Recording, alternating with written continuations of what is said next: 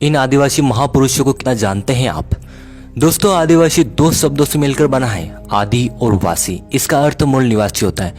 भारत की जनसंख्या का 8.6% यानी लगभग 10 करोड़ जितना एक बड़ा हिस्सा आदिवासियों का है। आदिवासियों में ऐसे कई महापुरुष हुए जिन्होंने भारत देश को एक नई राह दिखलाई। आइए दोस्तों, आज हम भारत के आदिवासियों के 5 महापुरुषों के बारे में जानेंगे। नंबर 1, भगवान बिरसा मुंडा। आदिवासियों के भगवान कहे जाने वाले बिरसा मुंडा का जन्म 15 नवंबर 1875 के दशक में मुंडा जनजाति के पिता सुगना मुंडा और माता करमी मुंडा के घर उलिहातू गांव में हुआ। मुंडा एक जनजाति समूह था जो छोटा नागपुर पठार झारखंड में निवास करते थे। बिरसा मुंडा ने 1 अक्टूबर 1894 को सभी मुंडा नेताओं को एकत्र कर अंग्रेजों से लगान माफ कराने के लिए आंदोलन किया। 1897 में उन्हें गिरफ्तार कर लिया गया। 1897 से 1900 के बीच मुंडाओं और अंग्रेज सिपाहियों के बीच युद्ध होते रहे। अगस्त 1897 में बिरसा और उनके 400 सिपाहियों ने तीर कमानों से लेस होकर खूंटी थाने पर धावा बोल दिया। 1898 में तांगा नदी किनारे मुंडाओं ने पहली बार अंग्रेजों को युद्ध में हरा दिया। जनवरी 1900 में डोमरी पहाड़ पर एक और संघर्ष हुआ जिसमें बहुत सी औरतें व बच्चे मारे गए। 3 फरवरी 1900 को चक्रधरपुर में जमकोपाई जंगल में बिरसा मुंडा को गिरफ्तार कर लिया गया। 9 जून 1900 को अंग्रेजों ने बिरसा मुंडा को जहर देकर मार दिया। बिरसा मुंडा का 1899 से 1900 के बीच चला उलगुलान विद्रोह बेहद चर्चित रहा। उन्हें धरती आबा व भगवान कहा गया। 15 नवंबर को बिरसा मुंडा जयंती जनजाति गौरव दिवस के रूप में मनाई जाती है। नंबर 2, तिलका मांझी। अंग्रेजों के विरुद्ध सर्वप्रथम आदिवासियों ने विद्रोह किया और उनके नेता तिलक मांझी थे। तिलका मांझी का जन्म 11 फरवरी 1750 में हुआ था। 1771 से 1784 तक उन्होंने ब्रिटिश सत्ता के विरुद्ध लंबी और कभी न समर्पण करने वाली लड़ाई लड़ी और स्थानीय महाजनों, सामंतों व अंग्रेजी शासकों के नींद उड़ाई रखी। तिलका मांझी ने 1778 ईस्वी में पहाड़ी सरदारों से मिलकर रामगढ़ कैंप पर कब्जा करने वाले अंग्रेजों को खदेड़कर कैंप को मुक्त कराया। 1784 में उन्होंने क्लीवलैंड को मार दिया।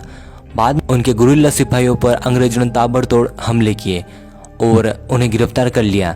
कहते हैं कि तिलका मांझी को 4 घोड़ों से बांधकर घसीटते हुए भागलपुर लाया गया, पर मीलों घसीटे जाने के बावजूद वह लड़ाका जीवित था।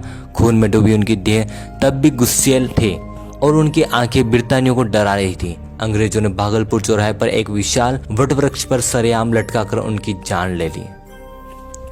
Number 3, Tatya Bhil. Indian Robin Hood नाम से पूरे भारत में विख्यात महान स्वतंत्रता सेनानी टट्या भील का जन्म 1842 में मध्य प्रदेश के खंडवा में हुआ। इनका वास्तविक नाम टंडरा था। वे 1878 से 1890 के बीच भारत में सक्रिय स्वतंत्रता सेनानी थे। 1818 में मराठा शासन के बाद सतपुड़ा के बहादुर भीलों ने अंग्रेजों के नाक में दम कर दिया।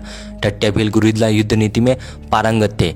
ऐसा कहा जाता है कि टट्या जी भील में अलौकिक शक्तियां थी। कहते हैं कि वे ब्रिटिशों को लूटकर गरीबों में धन बांट दिया करते थे। उनकी पहुंच वर्तमान मध्य प्रदेश, राजस्थान, गुजरात और महाराष्ट्र तक थे। टट्या जी भील को सभी लोग मामा कहकर पुकारते थे। 4 दिसंबर 1890 को जबलपुर जेल में टट्या जी भील को फांसी दी गई। उनका मंदिर पाताल पानी में स्थित है। नंबर 4, राणा पूंजा। लेखक नैन्सी के अनुसार पानारवा में भील राजा राणा दयालदास का शासन था। 1990 में प्रकाशित Maharana Pratap and his times पुस्तक के अनुसार पानारवा ठिकाने के भील राजा राणा हरपाल के पोते राणा पूंजा थे। राणा पूंजा का जन्म दुदा होलंकी और माता केरीबाई के यहाँ हुआ। राणा पूंजा भोमट पानारवा के शासक थे। जब मेवाड़ पर मुगलों का संकट उभरा तब महाराणा प्रताप ने राणा पूंजा जी को याद किया। राणा पूंजा जी के पास मेवाड़ और मुगल दोनों ही सहायता प्राप्त करने आए थे। तब राणा पूंजा ने मेवाड़ का साथ दिया। भील सरदार राणा पूंजा के ही सहयोग के कारण मेवाड़ सुरक्षित रहा। नंबर 5, वीर कुंवर नारायण सिंह। छत्तीसगढ़ के पहले शहीद के रूप में जाने जाने वाले वीर नारायण सिंह का जन्म छत्तीसगढ़ के सोनाखाना में 1795 में एक जमींदार परिवार में हुआ था। इनके पिता का नाम रामाराय था। इनके पूर्वजों के पास 300 गांवों की जमींदारी थी। 1856 के अकाल के समय भी अंग्रेजों और साहूकारों के अवैध जमाखोरों से अनाज लूटकर भूखी गरीब जनता को बांट देते थे। इस कारण 24 अक्टूबर 1856 को उन्हें बंदी बनाकर जेल में डाल दिया। उनके घोड़े का नाम कबरा था। उन्होंने 500 लोगों की एक बंदूकधारी सेना बनाई थी।